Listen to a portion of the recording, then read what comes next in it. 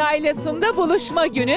Bugün yine bizim bir araya geldiğimiz akrabalığın, kardeşliğin, birliğin, beraberliğin, kültürün günü efendim. Yine bizi yalnız bırakmayan, hatta sadece bizi değil, bizimle ilgili olan hiçbir şey ve hiç kimseyi yalnız bırakmayan isim Fahrettin Beşli yanımızda şimdi. Bakalım Deveboynu Yaylası'ndan neler söyleyecek bize. Hoş geldiniz, sefa getirdiniz. Hoş bulduk. Dün Sindel Yaylası'nda Anamas Dağları'nın eteğindeydik değil mi? Yörüklerin yurt tuttuğu mekanlardayız. Biz tabii şehirde yaşıyoruz. Dört taş duvarların arasında, asfalt yollarda günlük meşgale içerisinde kendimizi kaybediyoruz. Böyle yerlere gelince kendimizi buluyoruz. Dünkü Sindel Yaylası'na çıkamadık gerçi, köy içerisinde oldu ama oradaki insanlarla çok büyük keyif aldım. Mütevaziydi, çapı diğerleri kadar büyük değildi ama tadı maksimum düzeydeydi. Şimdi buradaysa onunla mukayese etmek için bunu söyledim. Bildiğim kadarıyla, anladığım kadarıyla bu bölgedeki herkesin bildiği 19.sü yapılmış. Yıllardır her yıl geldikleri köklü bir organizasyon. Katılım çok yüksek. Söğüt'teki çadırlardan fazla çadır var burada. Bu kadar etkilisini bir Muğla'da görmüştüm. Bir de şimdi burada gördüm. Hangisi daha büyük bilmiyorum. Yağmur yağmasaydı eminim çok daha kalabalık olurdu. Çok etkilendim. Bunların yapılıyor olması ve devam edeceği konusundaki ümit bizim daha çok çalışmamız gerektiğini hatırlatıyor. Bizim çıktığımız yolda doğru olduğumuzu hatırlatıyor. Gevşek davranmamayı, gün değil böyle saat kaybına şansımızın olmadığını hatırlatıyor. Ve bu insanlar çok daha fazlasını hak ediyorlar. Çok daha büyük şeyler hak ediyorlar. İşte biz bu insanların hak ettiklerini elde edebilmeleri için güç oluşturmaya çalışıyoruz. Hani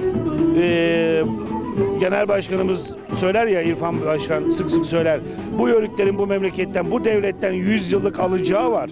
Bu 100 yıllık alacağını ancak biz tahsil edebiliriz. Kötü manada söylemiyorum. Yani bölücü, yasa dışı, illegal bir söylem değil bu. Kesinlikle. Bu evladın babasından, evladın soyundan alacağını... Kendisinden alacağı bu.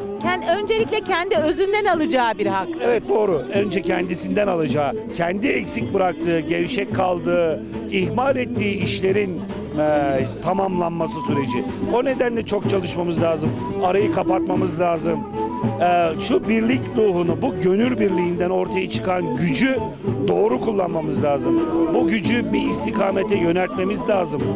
Sadece siyasilerin, hepsinin başımızın üstünde yeri var. Her partinin araçları ve milletvekili adayları var. Hepsi hem gönlümüzde hem başımızın üzerinde. Ama bu siyasilerin, bu devlet gücünü elinde tutanların bizi şölenlerdeki çadırlarımızın misafiri olmaktan çıkıp bütün illerde, bütün Yörük Türkmenlerin, dernek başkanlarının, o siyasilerin her zaman kapısını çalıp girebileceği, imtiyaz demeyeyim ama hani değerini verecek bir saygıyı hak edecek gücü yakalamamız lazım. İşte o zaman ne isteyeceğimizi de biliyoruz, neyi organize edeceğimizi de biliyoruz. İnsanlara, bu topluma, bu millete ne kazandıracağımızı, bu devlete ne vereceğimizi de biliyoruz. Böyle yaptığımızda zaten biz Türk milletinin bugün en çok ihtiyaç duyduğu şu gönül birliğindeki dağılmaya da toparlayıcı olacağız. Ona bir örnek teşkil edeceğiz, bir heyecan katacağız. Onları çekim merkezi oluşturup bu çekirdek girdabın içerisinde, Yörük Türkmenlerin girdabının etrafında Türk birliğinin yeniden güçlenmesini ve bir olmasını sağlayacağız. Zaten Türk milleti bir olduktan sonra ne devletinin önünde kimse kalır, ne de tehditten bahsedilir. Biz değil, o zaman başkaları korksun.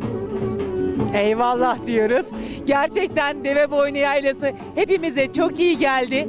Buradan aldığımız o mis gibi tertemiz oksijenle bir kat daha artan bu güzel düşünceler yine örnek temsil edecek efendim. Bizi izleyen tüm izleyicilerimize ve dostlarımıza çok teşekkür ediyoruz. Bütün Yörük Türkmenlere ve Yörük Türkmen dostlarına selam olsun.